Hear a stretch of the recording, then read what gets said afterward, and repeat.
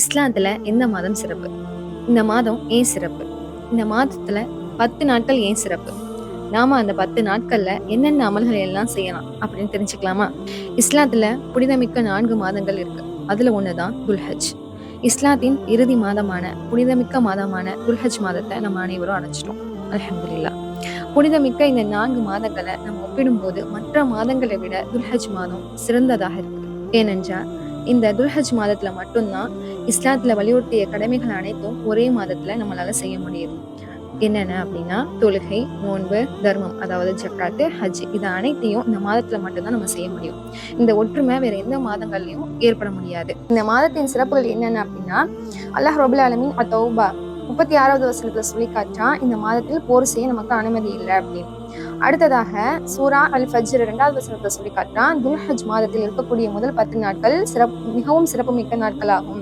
இதனாலதான் அல்லாஹ் அந்த 10 நாட்கள் மீதும் சத்தியம் செய்யறான். இப்படி 10 இரவுகள் மீது சத்தியமாக அப்படின்னு. 3வது சிறப்பு என்ன அப்படின்னா, அமல்கள் செய்ய சிறந்த நாட்கள் அப்படின்னு. ரசூல் ஸல்லல்லாஹு அலைஹி வஸல்லம் சொல்றாங்க, துல்ஹஜ் 10 நாட்கள் செய்யும் எந்த ஒரு நல்லறமும் ஐயாமு தஷ்ரீக் நாள் செய்யும் எந்த நல்லறத்தையும் விட சிறந்ததல்ல என்று ரசூல் வந்து சொல்றாங்க. இதற்கு நபித்தோழர்கள் கேட்கிறாங்க, ஜிஹாத்தை விடுவோமா அப்படின்னு சொல்லி. அதற்கு ரசூல் ஸல்லல்லாஹு அலைஹி வஸல்லம் சொல்றாங்க, தன் உயிரையும் பொருளையும் பணயம் வைத்து புறப்பட்டு இரண்டையும் இறைவழியில் இழந்து விட்டவன் செய்த ஜிஹாத்தை தவிர அப்படின்னு சொல்றாங்க. இந்த ஹதீஸ்ல இருந்து நம்ம என்ன விளங்கிக் கொள்ளணும்னா, நான் இப்போ சொன்ன விஷயத்த ஜிஹாத்தை தவிர மற்ற எந்த வகை ஜிஹாத்தை விடவும் நம்ம அந்த 10 நாட்கள்ல செய்ய போகும் அமல்கள் வந்து மிக உயர்ந்தது, அல்லாஹ்விடத்துல ரொம்ப பிரியமானது. சிறியதா ஒரு அமல் செஞ்சாலும் இந்த நாட்கள்ல அந்த அமல்களை செஞ்சா அதற்குரிய கூலி அப்படிங்கிறது மிக பெரியது. இந்த 10 நாட்கள்ல நம்ம அதிகமாக வணக்க வழிபாடுகள் நம்ம ஈடுபடலாம். இது அல்லாஹ்விடத்துல அதிக நெருக்கத்தை வந்து நமக்கு வந்து ஏற்படுத்தி தரும். அடுத்தது, இந்த நாட்கள்ல பாவங்களை விட்டு நம்ம ஒதுங்கி இருக்கணும். நம்மளால முடிந்த அளவுக்கு அமல்களை செஞ்சு கொண்டே இருக்கணும். குர்ஆன் ஓதுறது, தஸ்பீக் செய்யறது, கடமையான தொழுகையை மட்டும் தொழாம உபரியான, அதாவது சுன்னத்தான தொழுகைகளையும் வந்து நம்ம தொழ வேண்டும். அடுத்தது, இறைவனத்துல அதிகமான பாவ மன்னிப்பு வந்து நம்ம கேட்கணும்.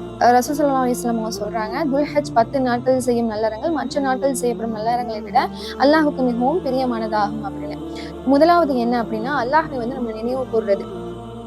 அல்லாஹுடைய பெயரை அதிகமாக நினைவு கூறும் ஆண்களும் பெண்களும் ஆகிய இவர்களுக்கு அல்லாஹ் மன்னிப்பையும் மகத்தான கூலியும் தயார்படுத்தி வைத்திருக்கிறான் அப்படின்னு சொல்றாங்க. உதாரணத்துக்கு நம்ம என்ன சொல்லலாம்னா, தக்பீர் சொல்றது, அல்லாஹ் அக்பர், தஹ்லீல், லா இலாஹ இல்லல்லாஹ், தஹ்மீத், அல்ஹம்துலில்லாஹ், இந்த மாதிரியான திக்ரை வந்து அதிகமா சொல்றது. காலை மாலை ஒவ்வொரு தொழுகைக்கு பிறகும் இதை மாதிரி நம்ம சொல்லலாம். 2வது என்ன அப்படின்னா, அதிகமா அல்லாஹ்விடத்துல பாவ மன்னிப்பு தேடுறது, இஸ்திக்ஃபார், பாவ மன்னிப்பு வந்து நம்ம அல்லாஹ்கிட்ட அதிகமா கேட்கணும், அஸ்தக்ஃபிருல்லாஹ் அப்படின்னு சொல்லி. இப்ப நம்முடைய அதை மட்டும் நம்ம கேட்காம நம்மளுடைய பாவங்களை நினைச்சு அவங்க கிட்ட தௌபா வந்து நம்ம தேடணும். என்னோட பாவங்களை மன்னித்து ரஹ்மானேன்னு சொல்லிட்டு நம்ம செஞ்ச ஒவ்வொரு தவறுகளையும் நம்ம மனசுக்குள்ள நினைச்சு அவங்க கிட்ட நம்ம பாவ மன்னிப்பு தேடுறது. 3வது என்ன அப்படின்னா, அதிகமா ரசூல் ஸல்லல்லாஹு அலைஹி வஸல்லம் அவங்க மேல வந்து ஸலவாத் சொல்றது. இந்த சிறப்புமிக்க நாட்கள்ல நம்ம நபியின் மீது அதிகமா நம்ம வந்து ஸலவாத் சொல்லணும். குறிப்பா வெள்ளிக்கிழமை அன்னைக்கு ஸலவாத் வந்து நம்ம சொல்லணும். ஏன் நபியின் மீது ஸலவாத் சொல்லணும் அப்படின்னா, யார் ஒருவர் ரசூல் ஸல்லல்லாஹு அலைஹி வஸல்லம் அவங்க மேல ஒரு முறை ஸலவாத் சொல்லிக்கிட்டாங்களோ அவங்க மீது அல்லாஹ் வந்து என்னது 10 முறை வந்து அருள் புரியறேன்னு சொல்றான். அடுத்து 4வது, திக்ரை வந்து அதிகமா நம்ம சொல்லணும். நமக்கு தெரிந்த திக்ரை சொல்லிக் கொள்ளலாம். அல்லது காலை மாலை துவாக்கள், அன்றாட வாழ்வில் நம்ம கேட்கக்கூடிய துவாக்கள், நம்ம இரவு உறங்க போற வரையும் நமக்கு என்னென்ன துவாக்கள் தெரியுமோ, திக்ர்கள் தெரியுமோ, அதை வந்து நம்ம என்ன பண்ணணும்னா ஓதுறதுக்கு வந்து முயற்சி செய்யணும். 5வது விஷயம் என்ன அப்படின்னா, அதிகமா குர்ஆன் ஓதுறது. அல் குர்ஆனை அழகாக திருத்தமாக அதை கிராத்தோட ஓதுறதுக்கு நம்ம முயற்சி செய்யலாம். தெரியாதவங்களுக்கு, பிள்ளைங்களுக்கு அதை ஓதுறதுக்கு கற்றுக் கொடுக்கலாம். பொருள் உணர்ந்து அதை ஓதுறதுக்கு ட்ரை பண்ணலாம். சிறிய சிறிய சூறாக்கெல்லாம் மனனம் செஞ்சு கொள்ளலாம். நபி ஸல்லல்லாஹு அலைஹி வஸல்லம் அவர்கள் வந்து குறிப்பாக சில சூறாக்களை ஓதி உள்ளார்கள். அந்த சூறா வந்து நம்மளும் நம்மளுடைய வாழ்க்கையில ஓதி பல வந்து முயற்சி செய்யலாம். காலை மாலை ஒவ்வொரு தொழுகைக்கு பின்பும் சூரா இஹ்லாஸ், ஃபலக், நாஸ், ஆயத்துல் குர்சி வந்து ரசூலா ஓதுவாங்க.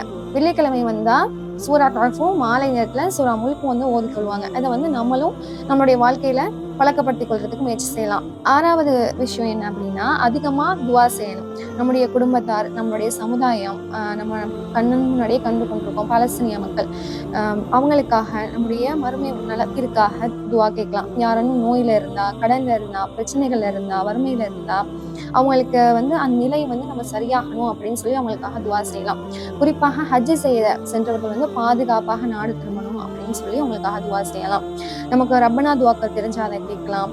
இல்ல நமக்கு என்ன துவாக்கள் கேட்குமோ அதை இறைவனத்துல கேட்கலாம். 7வது விஷயம் என்ன அப்படின்னா, கடமையான தொழுகைகளை நேரம் தவறாம நம்ம தொழுவணும். இப்ப ஆண்கள் இயன்ற அளவுக்கு கடமையான தொழுகைகளை பள்ளியில ஜமாத்தோட தொழுவணும்.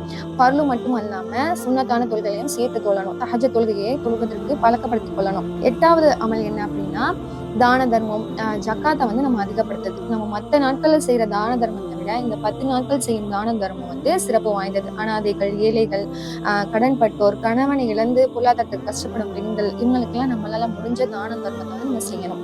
9வது அமல் என்ன அப்படின்னா, துல்ஹஜ் மாதம் 9வது நாள்ல ஹஜ் செய்யாதவங்க இந்த சிறப்புமிக்க நோன்பை வைக்கலாம். இது சுன்னா. இந்த நோன்புடைய பெயர் தான் அரஃபா நோன்பு. நபி ஸல்லல்லாஹு அலைஹி வஸல்லம் கூறினாங்க, அரஃபா தினத்தில் நோன்பு நோற்பவர்கள் அதற்கு முந்தைய ஓராண்டிற்கும் அதற்கு பிந்தைய ஓராண்டிற்கும் உள்ள பாவத்திற்கு பரிகாரம் என்று. 10வது ஹஜ் அல்லது உம்ரா செய்யறது. துல்ஹஜ் மாதத்தில் செய்யப்படும் மிக சிறந்த அமல் தான் ஹஜ் அல்லது உம்ரா. ஒவ்வொரு முஃமினும் ஹஜ் அல்லது உம்ரா செய்ய முயற்சி செய்யணும். இதற்காக அல்லாஹ்விடத்துல அதிகமாக நம்ம துவா செய்யணும். நபி ஸல்லல்லாஹு அலைஹி வஸல்லம் சொல்லியிருக்காங்க, ஒரு உம்ரா செய்வது மறு உம்ரா வரையிலும் பாவங்களின் பரிகாரமாகும்.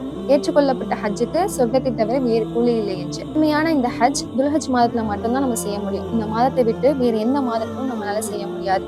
ஹஜ் யாரு மீது கடமை அப்படின்னா, வசதி வாய்ப்பு உள்ளவர்கள் மீது ஹஜ் செய்வது கடமை.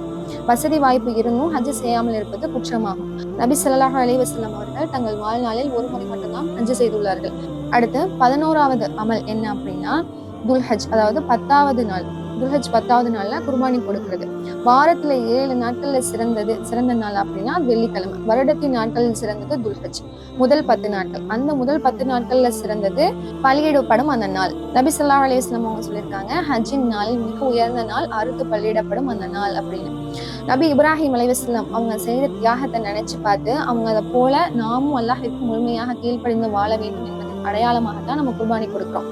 துல்ஹஜ் 10வது இந்த நாளை தான் நம்ம ஈதுல் அல்ஹா, தியாக பெருநாள் அப்படின்னு சொல்றோம். அல்லாஹ் ரப்புல் ஆலமீன் சொல்றான், உம் இறைவனுக்கு நீ தொழுது குர்பானியும் கொடுப்பீராக என்று. நம்ம அந்த பிராணியை அறுக்கும் பொழுது அல்லாஹுடைய பேரை கொண்டுதான் அறுக்க வேண்டும். அல்லாஹ் அல்லாத மற்றவர்களின் பேரை கொண்டு பிராணியை அர்த்தவனி அல்லாஹ் சபிக்கிறேன் அப்படின்னு சொல்றான். இந்த 10 நாட்கள்ல நம்ம என்னென்ன அமல்களை செய்யலாம் என்ற விஷயங்களை எனக்கு தெரிந்த அளவு உங்ககிட்ட நான் சொல்லியிருக்கேன். நாம் மட்டும் இந்த 10 நாட்களின் சிறப்புகளை அறிந்து அமல் செய்யாமல் நம்முடைய வீட்டார், உறவினர்கள், நண்பர்கள், நமக்கு தெரிந்தவர்கள் என அனைவருக்கும் இதை பற்றி எடுத்து சொல்லி அமல் செய்ய ஆர்வத்தை ஏற்படுத்த வேண்டும்.